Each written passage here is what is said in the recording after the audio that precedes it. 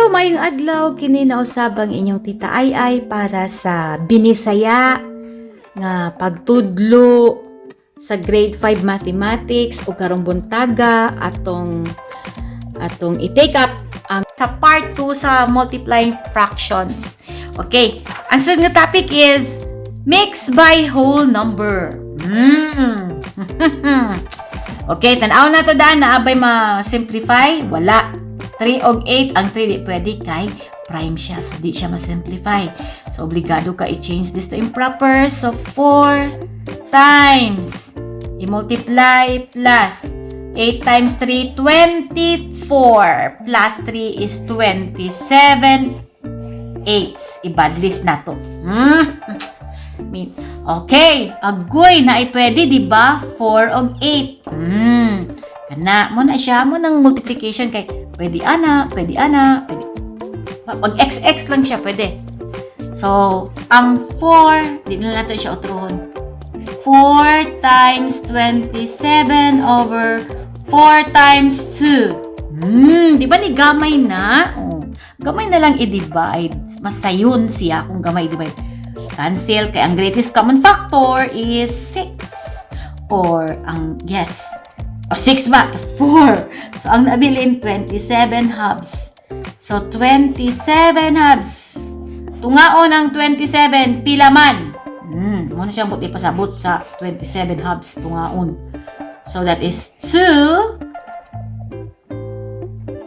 1. Sama ni ay. 1 times 2, 2. 7 times 2, 3. 3 times 2, 6, 1. So, ang answer is 13. Mo ni ang whole number. Automatic nga halves ang denominator o ang remainder mao nang bag-o nga numerator. So, 13 and 1 half. Okay. Nasabtan na. Sabtan lagi. Next. Kani. So, 10 times wala ma-simplify diha kay kuan man ang 3. Ang sige na prime. So, obligado change to improper. Plus 5 times 2 is 10. Plus 3 is 13 fifths. Yapil to badlis diha. Equals. Agoy, pwede siya 5 og 10, di ba? Divisible by 5. Meaning, ma-divide sa 5. Munang ipasabot. So, kay divisible by 5, ato natin bungkagon. 2 times 5. Mao na siyang 10 times 13 over 5. I-cancel unsay na bilin. 2 times 13. Wow, equals 26. Oh, whole number ang answer. Nasabtan. Yes. Nasabtan. Uy. Next number. Next. Naipangutana? Okay, pangutana lang. Suwat lang dito. Naipangutana. Okay. Next.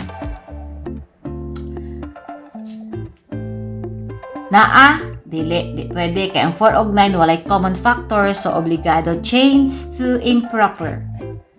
Plus. So, 9 times 2, 18. Plus 4 is 22. 18, 19, 21, 22. Over 9 times 6. Kaya ito diha. Kay 6 over 1, magina siya, di ba? 6 over 1. So, ang denominator sa 6 is 1. Narade 1. Kailangan ito ipakita. Okay, next. 22. Kung kago na to ang 6, kahit naaslay common factor sa 9. 2 times 3. Nya, ang 9 is 3 times 3. Unsay nabilin? 22 times 2. Answer is 44. 3. Or, i-divide. Change to mixed number. Unsaan man i-divide ang numerator sa denominator. 3. Say 3. 1. 1 times 3, 3. Mao na siya. 4 4 minus 3 is 1. Gigutom na gid siguro. 14. 14 divided by 3 is 4. 4 times 3 is 12. 14 minus 12 is 2. Mao ni ang whole number or kopyahon daan ang denominator mao ni siya. Ang sobra mao na siyang sa ibabaw kana dahil di ang quotient mao ng whole number. So ang answer is 14 and 2/3. Sayon rin no ang fraction no. Una yung nganong mingon man mo nga lisod ang fraction. Nga sayon na magini siya kaay sa nga tanan. Nalang man siya technique. Okay. Kani, basta lang technique, kabalo mag-multiply o divide. Anyway, ang divide ani gagmay ra guni kaayo, usa lang ang divisor. So sayon na gid kaayo pang grade 2, grade 3 nga lesson. Okay. Mixed fraction by mixed fraction. Tan-aw ni mo daan ha. Kung abay pwede ma-simplify. Yes, ang 2/4 pwede na siya common factor. Which is 2. Greatest common factor 2 or common divisor nga 2. Okay. So, ang 2/4 mahimo na siyang 1/2. 1 and 1/2. Manong 1 and 1/2 man? Kaya ang 2, ma-divide sa 2, ang nabilin 1. So, iswat na to para. Equals 2 times 1. Sa ubos, 2 times 2. 1/2 na nabilin, oh. So, instead nga iswat ni mo 1 and 2/4, 1 and 1/2. Times 3 and 5, 6. Tagsa-tagsaon. Dayon, wala. I-change dayon ni to improper fraction. Times plus, times plus. 2 times 1, 2 plus 1, 3. Halves times 6 times 3, 18. 18, diba? Plus 5, plus 5. 18, 19, 20, 21, 22, 23. Oh, diba? So, 23. Over, kopya ko ng denominator nga 6. Okay. Kung imong i-badlist nimo, makita nimo nga na pwede ma-simplify. Asa man din ha. Ang 23 dili pwede kay prime siya, di ba? Di na siya pwede ma-simplify or ma-prime factors pangitao ng prime factors. Pero kaning 6 og 3 pwede. Right?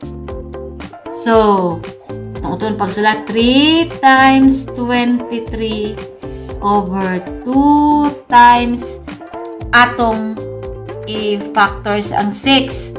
2 times 3. Simplify na gamay. Equals 23 ang nabilin sa ibabaw. 2 times 2 equals 4. Buhunong ka din ha. Dili. Ika buhunong. So, i-divide ni mo ang 3 na punta. Wala na 23 divided by 4 equals 5. Di pwede ang 4. Kaya nalapas na. 24 equals 23. So, ang answer day ani is whole number 5. Diha, kopyahon ang denominator daan nga 4 ug ang sobra nga 3. So, ang answer is 5 and 3/4. Right? Okay. Okay, akong solution. Sus, inalabadan sa teacher nga ang limpyo og solution plus 10. Okay, ayun dahil sulat. Utrohunan og sulat para malimpyo plus 10. Na time na dayon, nawala yung plus 10. Nawala pagid ang uban nga answer. Okay, next! Agoy, sayo na ani. Ay, one-half lang ni. Okay, so diretso. Plus times na siya. 2 plus 1, 2 plus 1 equals 3. Kopyahon ang denominator. Times 6 plus 1, 7 over 2. Yeah, wala na siya, di ba? Wala. Kung imong badlisan niya, wala gyud kauban sila, alay po sila. Walay common factor. So, obligado ka mag-multiply sa duha. 21. Usa ta. 2 times 2, 4. Or, i-divide na din ang 21 sa 4 equals 5. 21. So, kopyahon ang denominator nga 4, ang sobra nga 1, ang whole number diri sa kilid kay whole number man. Okay. Diba? Nasabtan? Next. Yes, para makakaon ako kay gutom ako. Okay, next. Makalaba. Tanaw na to. Kani pwede 8, 12. So, atong ipagamay daan para gamay ra atong i-multiply o i-divide. Unsam na siya? 2 times 2 times 2. Niya ang 12 kay 2 times 2 times 3. Di ba? Kay 4 times 3, 12. 4 times 2, 8. Okay. Makancel. So, instead nga, 8, 12 mo yan, imong isulat, pwede ka magsulat og 1 and 2/3 times ang 2/10. Say factor niya, common factor, greatest common factor. 2 times 1.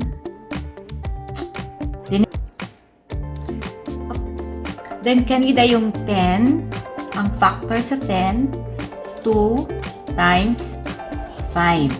Okay, so naan na. So, instead nga atong isulat nga 3 and 2/10, nahimo na din siyang 3 and 1/5. O, inaana gid na. Sa pag-multiply gid sa fraction, kinahanglan, kung pwede ipagamay sa una, ipagamay para sa division, sa'yo na din pag-divide kay gagmay raman ang numero. Inana. So, nagamay na, pwede na nato ma-change to improper. Kaya mix man na siya. So, 3 times 1 plus 2 equals 5. Ay, nilihok man. Ay. 5/3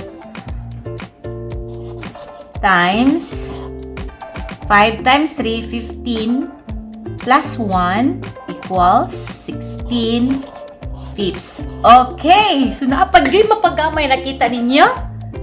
Ako nakita po na ako. Nara, diba? Ano siya?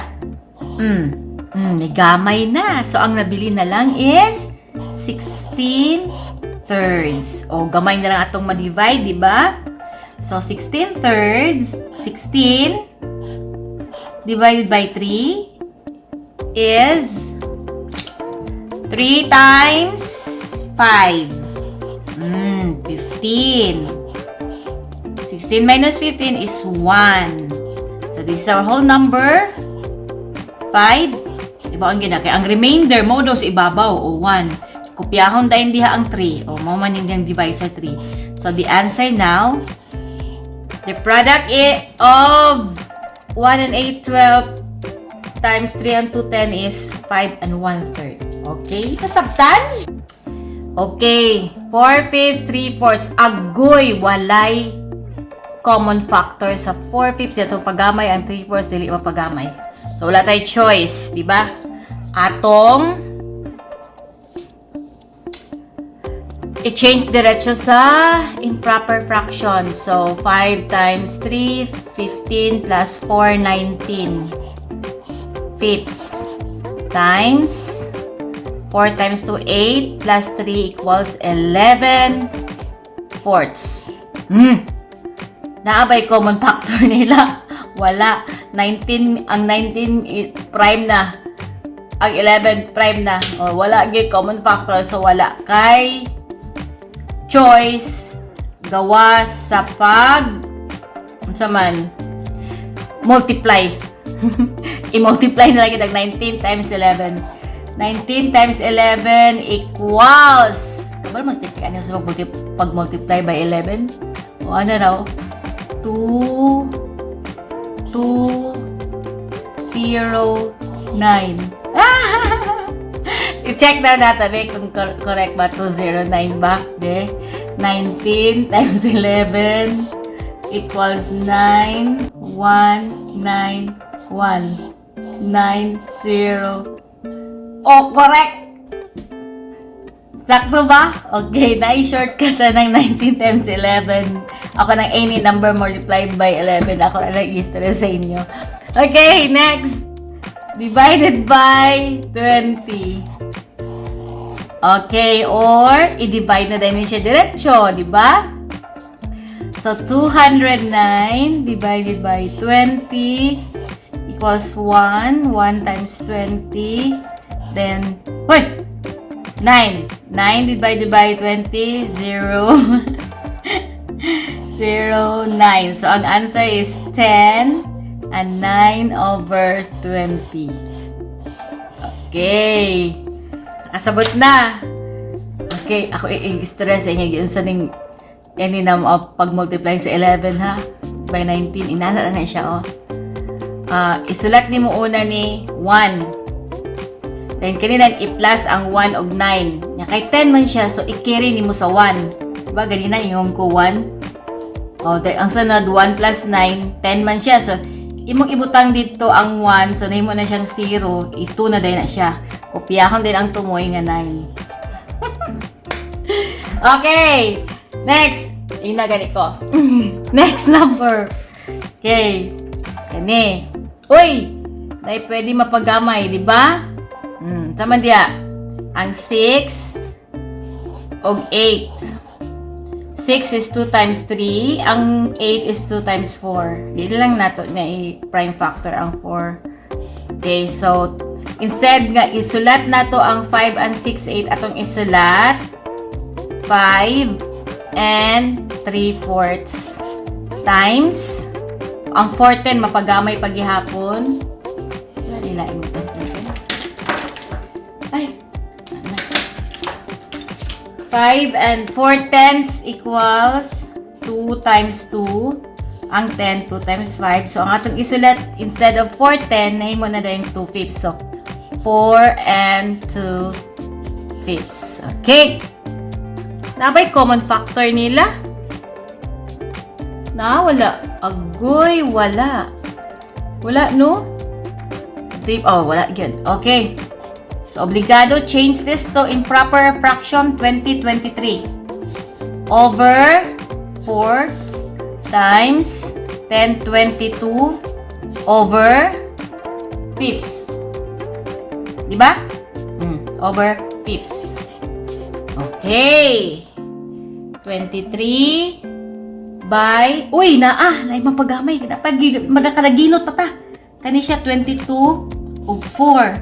So, instead atong isulat, 23 times 11 times 2. Diba ang 22?